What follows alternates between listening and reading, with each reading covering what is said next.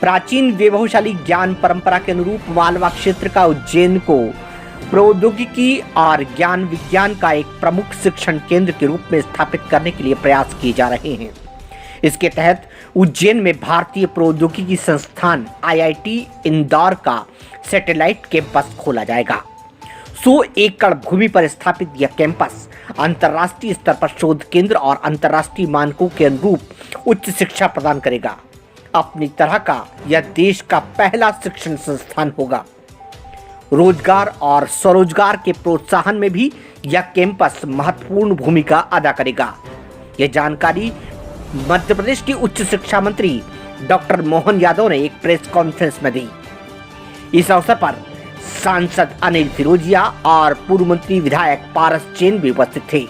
Doctor Yadav ने बताया कि केंद्रीय शिक्षा राज्य मंत्री डॉक्टर सुभाष सरकार से उज्जैन की खगोल विज्ञान संस्कृति और ज्ञान विज्ञान की विरासत को दृष्टिगत रखते हुए शिक्षण संस्थान खोले जाने की आवश्यकता पर महत्वपूर्ण चर्चा हुई थी। उन्होंने बताया कि IIT इंदौर ने सैटेलाइट कैंपस की स्थापना के लिए प्रारंभिक DPR तैयार कर ली है। यह कैंपस हर दृष्टि से महत्वपूर्ण होगा और पूरा होगा और प्रशासनिक अकादमिक निर्णय के लिए यह स्वतंत्र भी होगा। कैंपस में छात्रावास और शिक्षकों के लिए आवास भी होंगे। यहाँ अंतर्राष्ट्रीय स्तर की शोध सुविधाएं एवं पाठ्यक्रम संचालित किए जाएंगे। यह उज्जैन इंदौर की औद्योगिक इकाइयों के लिए रिसर्च भी करेगा। प्रारंभिक चरण में 4 राष्ट्रीय स्तर के शिक्षण केंद्र और इंडस्ट्रियल रिसर्च पार्क खोले जाने के प्रस्ताव हैं। यह रिसर्च पार्क इंदौर, उज्जैन और आसपास के सभी क्षेत्रों की औद्योगिक इकाई को शोध कार्य में भी मदद करेगा। साथ ही स्टार्टअप को प्रोत्साहित करेगा। इसे टेक्नोलॉजी इनोवेशन हब के रूप में स्थापित किया जाएगा, जिसमें 100 से 150 कंपनियों को भी जोड़ा जाएगा।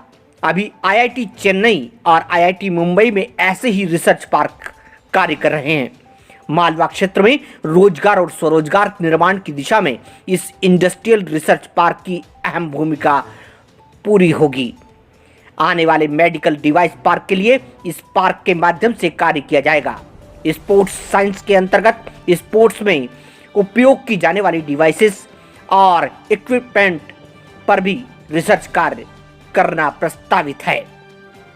यहीं उज्जैन में सेंटर फॉर वाटर जल संसाधन प्रबंध के लिए भी एक महत्वपूर्ण केंद्र स्थापित किया जाएगा।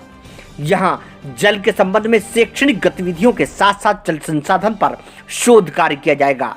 वाटर मैनेजमेंट पर आधारित पाठ्यक्रम भी संचालित किए जाएंगे। मध्य प्रदेश में वाटर कंजर्वेशन तकनीक को बढ़ाने के लिए और जल से संबंधित शिक्षण कार्यक्रमों को तैयार करने के लिए केंद्र मदद करेगा। अपनी तरह का यह देश का पहला केंद्र होगा। Centre for astronomy, space and heritage, काल गणना और खगोलीय विज्ञान में उज्जैन के महत्व को दृष्टिगत रखते हुए यह सेंटर स्थापित किया जा रहा है।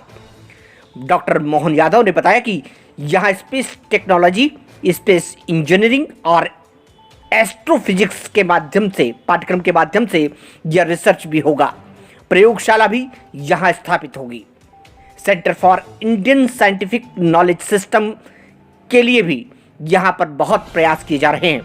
भारतीय ज्ञान परंपरा पर केंद्रित यह केंद्र राष्ट्रीय शिक्षा नीति के अंतर्गत देश का पहला मॉडल बनेगा, जिसमें कृषि, ज्ञान परंपरा, होलिस्टिक मेडिसिन, प्राचीन ज्ञान को संरक्षित करने जैसे विषयों पर शोध होंगे।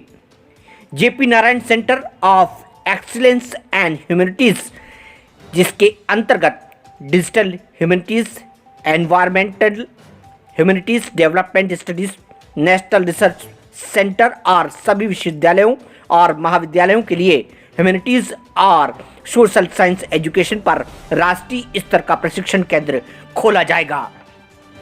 इस अवसर पर उच्च शिक्षा मंत्री डॉक्टर मोहन यादव ने इंदौर उज्जैन मेट्रो सर्वे के लिए मुख्यमंत्री श्री शिवराज सिंह चौहान का धन्यवाद ज्ञापित किया। उन्होंने कहा कि मेट्रो के आने के बाद उज्जैन इंदौर शहर से सीधा जुड़ जाएगा। इंदौर पहुंचने के लिए एक और सुविधा प्राप्त होगी। अभी शहर देवास रेल लाइन के साथ साथ फतेहाबाद चंद्रावतीगंज होकर रेल लाइन से जुड़ा हुआ है।